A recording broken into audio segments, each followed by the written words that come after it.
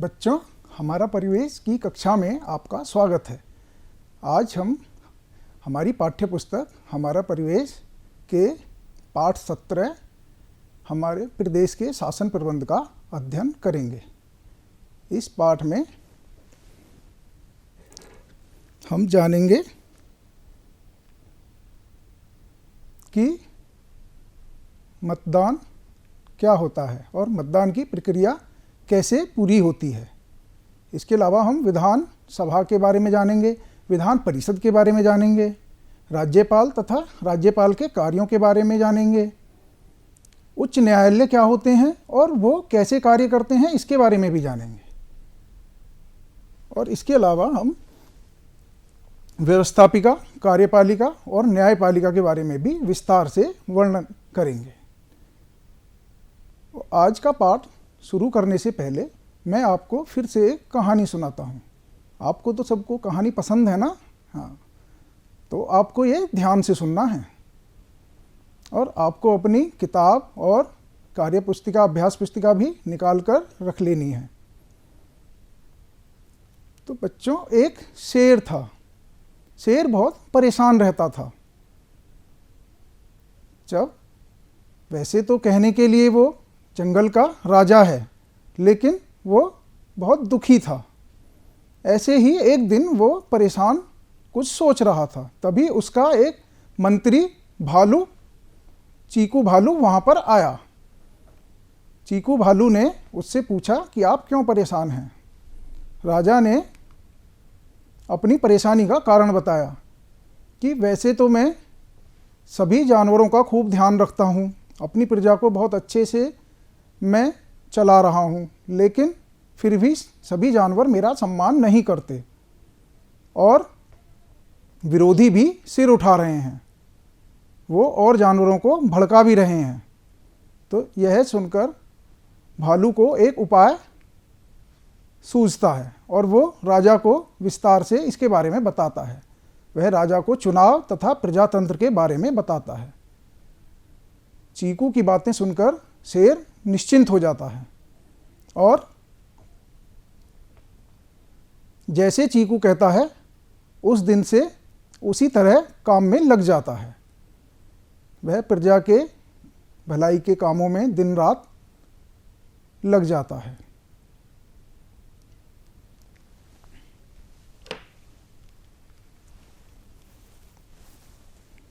उसने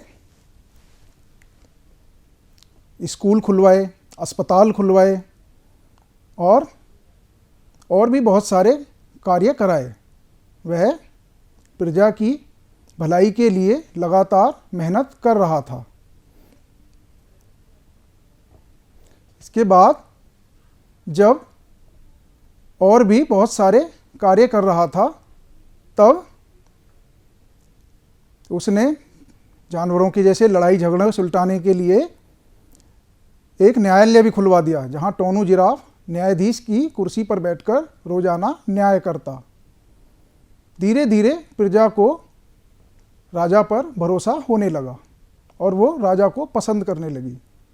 कुछ दिनों बाद चीकू वहां पर फिर आता है और राजा को इस बार चुनाव के बारे में घोषणा करने के लिए कहता है। शेर बोलता है, ये चुनाव क्या भला है, मैं तो अच्छा भला राजा हूं, मुझे चुनाव की क्या जरूरत। तब चीकू की बातें सुनकर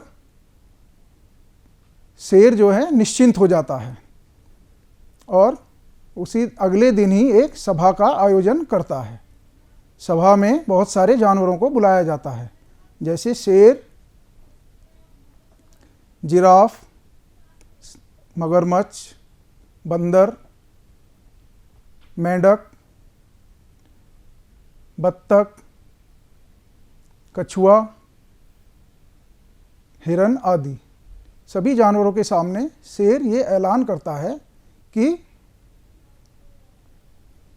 हम एक चुनाव का आयोजन करेंगे। उस चुनाव में मेरे सामने कोई भी जानवर खड़ा हो सकता है और जो भी उस चुनाव को जीतेगा वही अगले 5 साल के लिए राजा बनेगा। और अगर आपको उस राजा का काम भी पसंद नहीं आए तो आप अगले चुनाव में उसको भी हटा सकते हैं और वोट देकर किसी दूसरे को जिता सकते हैं।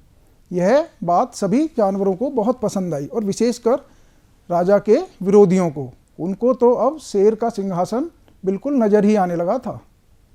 सभी जानवर चुनाव के प्रचार में ज़ोर शोर से लग जाते हैं। शेर के विरोधी दगड़ू बंदर और कालू मगरमच्छ ने भी चुनाव प्रचार और भाषण देने में कोई कसर नहीं छोड़ रखी थी। वो जानवरों को तरह तरह के प्रलोभन या लालच भी दे रहे थे। शेर भी अपने विश्वासपात्र मंत्रियों के साथ चुनाव प्रचार में जोर शोर से जुट गया।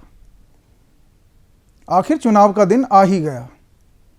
सभी जानवरों ने एक एक करके अपने वोट डाले। शाम को चुनाव अधिकारी चिंटू हाथी ने चुनाव का परिणाम घोषित कर दिया। शेर भारी मतों से विजयी हुआ। दगड़ू और कालू को बहुत बुरी तरीके से पराजय का सामना करना पड़ा। सभी जानवर बहुत खुश थे और शेर की जय जयकार कर रहे थे। शेर ने भी सभी जानवरों से वादा किया कि वो आगे भी उनकी भलाई के कार्य करता रहेगा और उन सभी का बहुत अच्छे से ध्यान रखेगा। तो बच्चों, आपने देखा कि किस तरह से जंगल के राजा शेर ने अपनी प्रजा का ध्यान रखा और अपने मंत्रियों के साथ उनकी सहायता से किस तरह से अपने शासन को बहुत अच्छे से चलाया। इसी तरह से हमारे प्रदेश का नाम तो आपको पता ही है, उत्तर प्रदेश। उत्तर प्रदेश के शासन को भी बहुत सारे व्यक्ति साथ मिलकर चलाते हैं। तो हमारे आज के पाठ का नाम भी है हमारे प्रदेश का शासन प्रबंध। तो किस तरह से वो इस पाठ को चलाते हैं, आइए आज हम इस बारे में जानते हैं। जैसे एक गांव में चुनाव का प्रचार हो रहा है। सभी लोग अपने उम्मीदवारों के पक्ष में चुनाव प्रचार कर रहे हैं। जगह जगह गली गलियों में भाषण हो रहे हैं और प्रचार हो रहा है। नुक्कड़ पर भी सभी लोग अपने अपने उम्मीदवारों के पक्ष में भाषण दे रहे हैं। सभी प्रत्याशी अपने अपने चुनाव चिन्हों के बारे में बता रहे हैं। सभी प्रत्याशियों को चुनाव में एक चुनाव चिन्ह मिलता है। जब हम मतदान देने के लिए जाते हैं तो उसी चुनाव चिन्ह को देखकर प्रत्याशी को वोट देते हैं। इसी गांव में मीना और रमेश आपस में बातचीत कर रहे हैं। तो आइए हम इन दोनों की बातचीत को सुन लेते हैं। मीना कह रही है कि अभी तो कुछ माह पहले गांव प्रधान और सदस्यों का चुनाव हुआ था, ये फिर से किसका चुनाव हो रहा है। तो रमेश उसको समझाता है कि ये विधान सभा का चुनाव है। मीना कहती है मेरा भी मन करता है कि मैं चुनाव लड़ूं। तब रमेश ने उसको कहा कि अभी आप चुनाव नहीं लड़ सकती, क्योंकि अभी आपकी उम्र 25 वर्ष से कम है। 25 वर्ष से अधिक आयु के लोग ही चुनाव लड़ सकते हैं। आज मतदान का दिन है। स्कूल में छुट्टी है। स्कूल को ही मतदान केंद्र बनाया गया है। वह स्थान जहां पर हम वोट डालते हैं या मतदान करते हैं, उसी को हम मतदान केंद्र कहते हैं। स्कूल में भी आज मतदान केंद्र है, तो वहां पर लोग पंक्ति में खड़े होकर और अपना पहचान पत्र लिए हुए हैं और मतदान के लिए खड़े हैं। वो यहाँ पर अपने मत का प्रयोग करके 5 साल के लिए प्रत्याशी को चुनेंगे।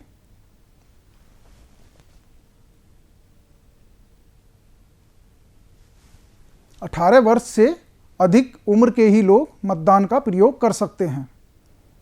यदि आपकी उम्र 18 वर्ष से कम है तो आप वोट नहीं डाल सकते। वोट हम ईवीएम मशीन, जिसको हम इलेक्ट्रॉनिक वोटिंग मशीन कहते हैं, या बैलेट बॉक्स से डालते हैं। ईवीएम में सभी प्रत्याशियों के चुनाव चिन्ह के आगे एक बटन होता है। जिस भी प्रत्याशी को हम पसंद करते हैं उसके नाम के आगे के बटन को हम दबा देते हैं और मतदान हो जाता है। अगर हमारे पास मतदाता पहचान पत्र नहीं है तो हम उसके बजाय किसी दूसरे पहचान पत्र का प्रयोग करके भी वोट डाल सकते हैं, जैसे Aadhaar card, PAN card, driving licence आदि। वोट डलने के बाद कुछ दिनों के पश्चात सक्षम अधिकारी और कर्मचारी उन वोटों की गिनती करते हैं और चुनाव परिणाम को घोषित कर देते हैं। इसी तरह से मीना और रमेश के गांव में भी चुनाव संपन्न हो गया। यदि इस चुनाव में कोई व्यवधान डालता है तो पुलिस प्रशासन की भी मदद ली जाती है। मीना के यहाँ जब विधानसभा का परिणाम घोषित हुआ तो जो कुल 403 हमारे स्थान थे विधानसभा में, विधानसभा का चित्र मैं आपको दिखा देता हूँ। ये लखनऊ के विधानसभा का चित्र है। तो विधानसभा के 403 स्थानों में से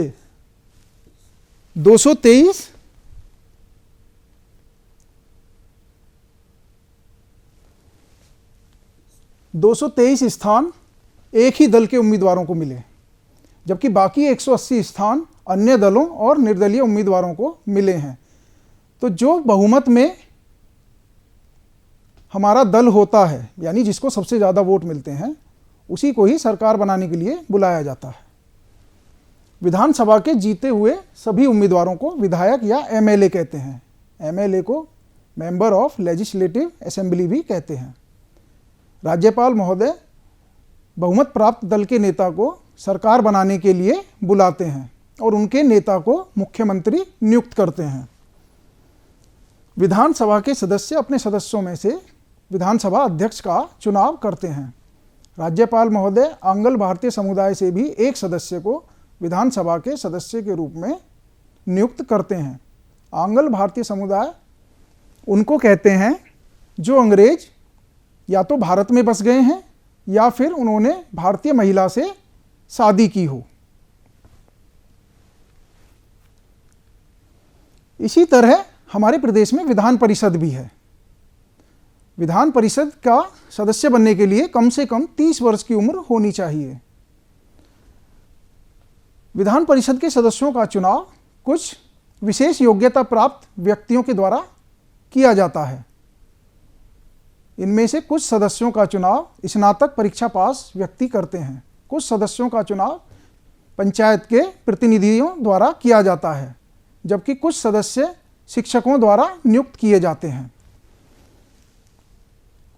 इसके अलावा कुछ सदस्यों को राज्यपाल महोदय उनकी योग्यता को देखते हुए भी नियुक्त करते हैं। विधान परिषद के सदस्यों को हम विधायक या एमएलसी कहते हैं। एमएलसी को मेंबर ऑफ लेजिस्लेटिव असेंबली भी मेंबर ऑफ लेजिस्लेटिव काउंसिल भी कहते हैं। विधान परिषद के सदस्य अपने सदस्यों में से सभापति का चुनाव करते हैं। तो इस तरह हम देखते हैं कि विधानमंडल में राज्यपाल, विधानसभा और विधान परिषद होते हैं, यानी ये तीनों मिलकर विधानमंडल का गठन करते हैं। और किसी भी शासन प्रबंध को चलाने के लिए इन तीनों का होना ही बहुत ही आवश्यक है। अब हम राज्यपाल महोदय के कार्यों के बारे में जान लेते हैं। राज्यपाल महोदय हमारे राज्य के मुखिया होते हैं।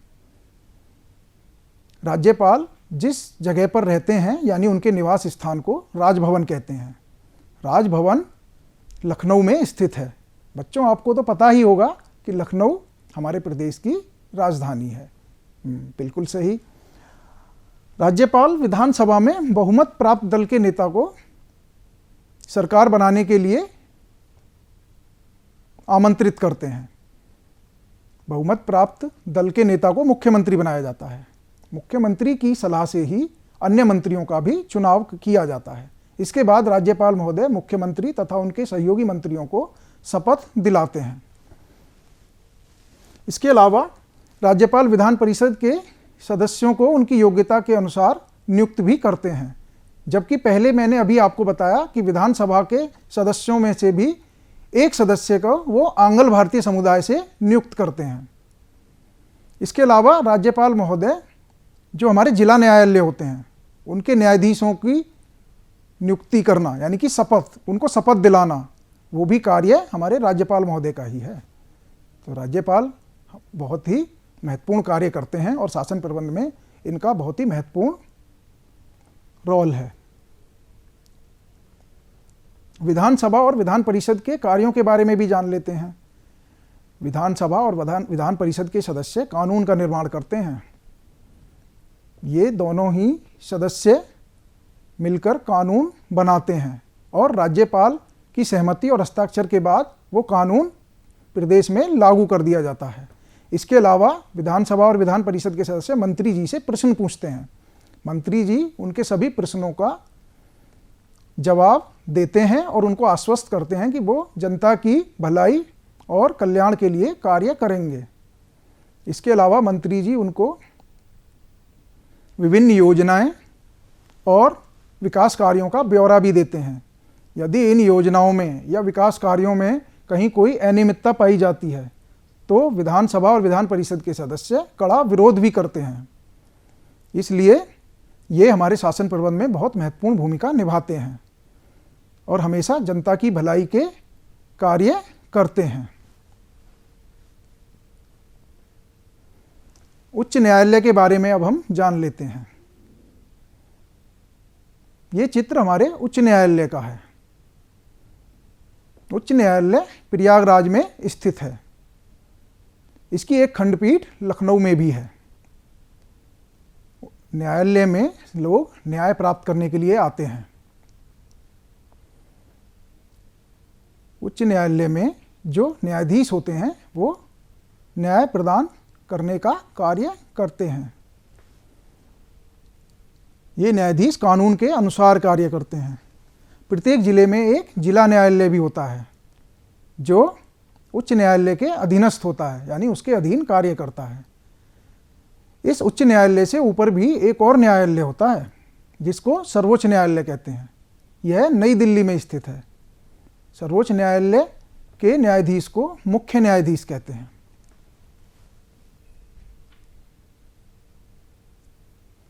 अब हम राज्य के शासन प्रबंध के बारे में जान लेते हैं।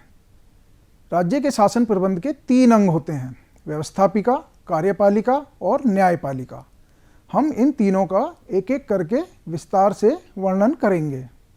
ये तीनों ही बहुत ही महत्वपूर्ण अंग हैं और हमारा जो पूरा शासन है वो इन्हीं के अनुसार कार्य करता है।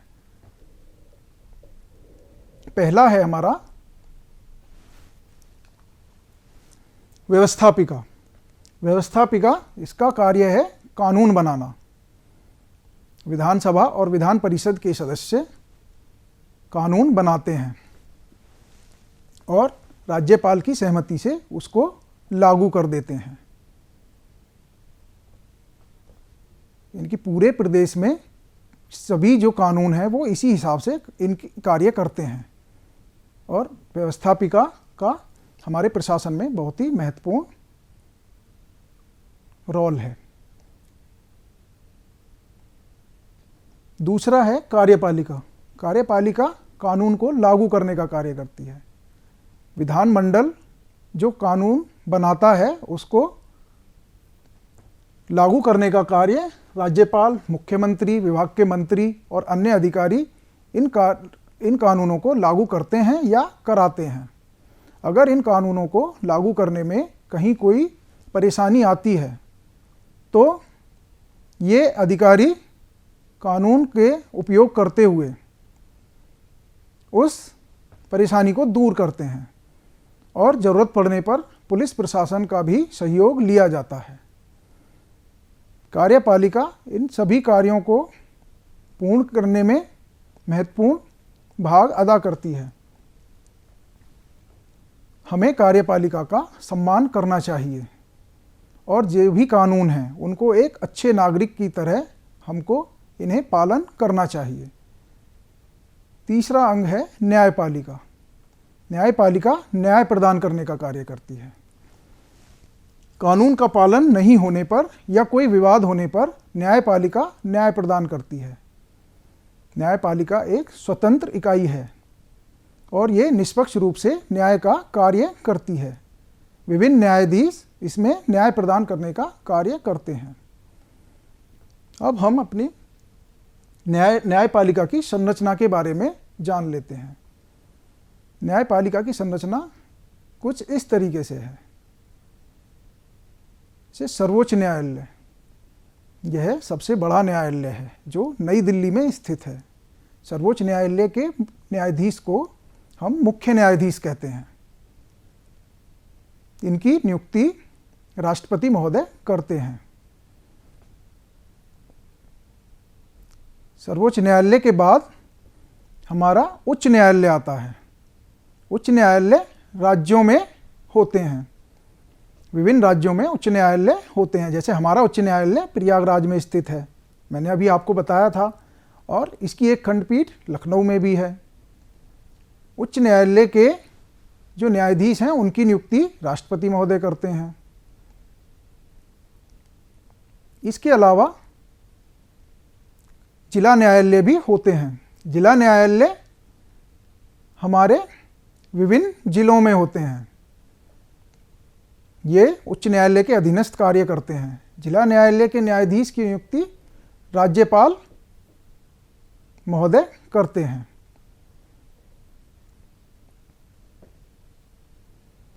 इसके अलावा कुछ अन्य अदालतें भी होती हैं, इनके बारे में भी हम जान लेते हैं।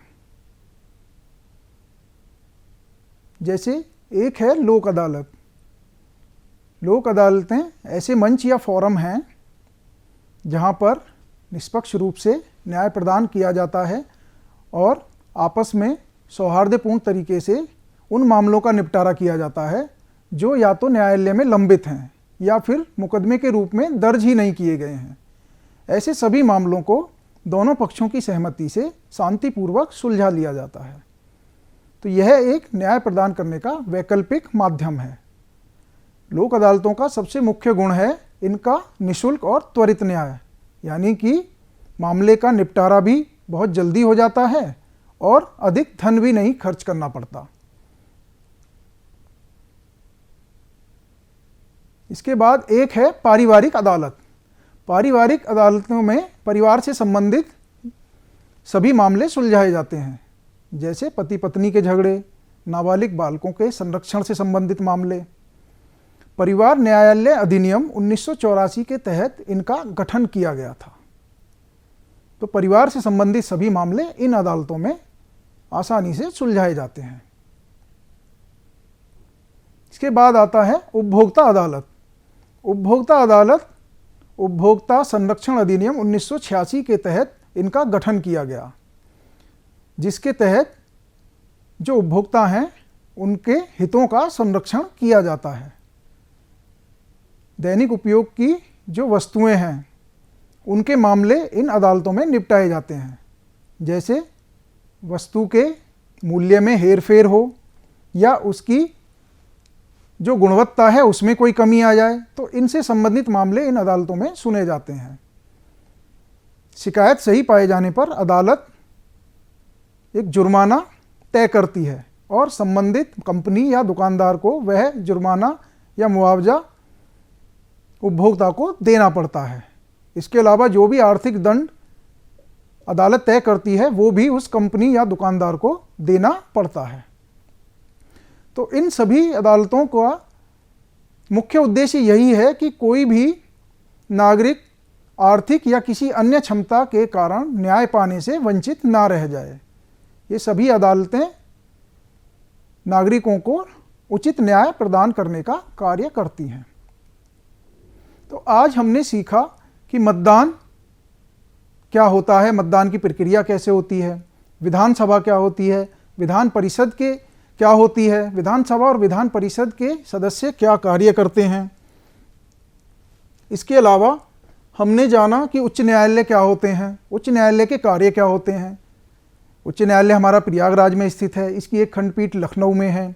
उच्च न्यायालय से ऊपर एक सर्वोच्च न्यायालय भी होता है जो नई दिल्ली में स्थित है। सर्वोच्च न्यायालय के न्यायाधीश को मुख्य न्यायाधीश कहते हैं। मुख्य न्यायाधीश की नियुक्ति राष्ट्रपति महोदय करते हैं। राष्ट्रपति महोदय ही उच्च न्यायालय के भी सभी न्यायाधीशों की नियुक्ति करते हैं। उच्च न्यायालय के न्यायाधीश बनने के लिए कम से कम 10 वर्ष तक वो न्यायिक पद पर रह चुका हो, या फिर उच्च न्यायालय और ऐसे 2 या 2 से अधिक न्यायालयों में 10 वर्ष तक अधिवक्ता या वकील का कार्य कर चुका हो। ऐसे लोग ही उच्च न्यायालय के न्यायाधीश बन सकते हैं और इनका कार्यकाल 62 वर्ष होता है। इसके अलावा राज्य के शासन प्रबंध के मुख्य अंगों के बारे में हमने चर्चा की, जैसे व्यवस्थापिका जो कानून बनाने का कार्य करती है, विधानसभा, विधान परिषद के सदस्य राज्यपाल महोदय की सहमति से कानून बनाते हैं।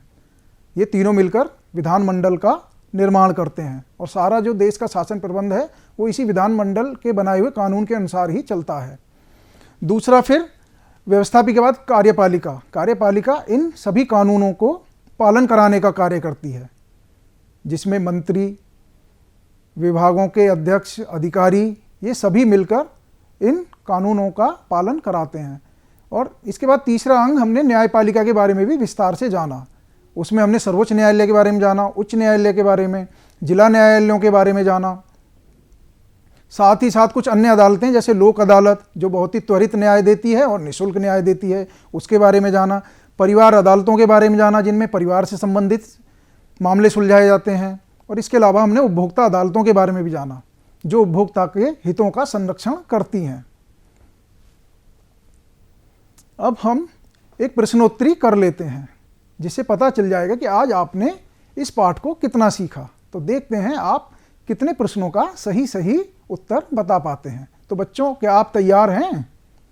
तो पहला प्रश्न है, मतदान करने की आयु कम से कम कितनी होनी चाहिए? बिल्कुल सही अनुमान लगाया आपने, 18 वर्ष। गुड। विधानसभा के सदस्यों को कहते हैं, सही सोच रहे हैं, एमएलए। विधायक भी कहते हैं इनको। और एमएलए की फुल फॉर्म मैंने आपको बताई थी, मेंबर ऑफ लेजिस्लेटिव असेंबली। हाँ, बिल्कुल सही। इसी तरह विधान परिषद के सदस्यों को क्या कहते हैं? ये भी विधायक या एमएलसी कहलाते हैं। और एमएलसी की फुल फॉर्म थी मेंबर ऑफ लेजिस्लेटिव काउंसिल। मुख्यमंत्रियों और अन्य मंत्रियों को शपथ दिलाता है, बिल्कुल सही, राज्यपाल। राज्यपाल की नियुक्ति कौन करते हैं? हमारे राष्ट्रपति महोदय। राज्यपाल के निवास स्थान को क्या कहते हैं? बताइए। राजभवन।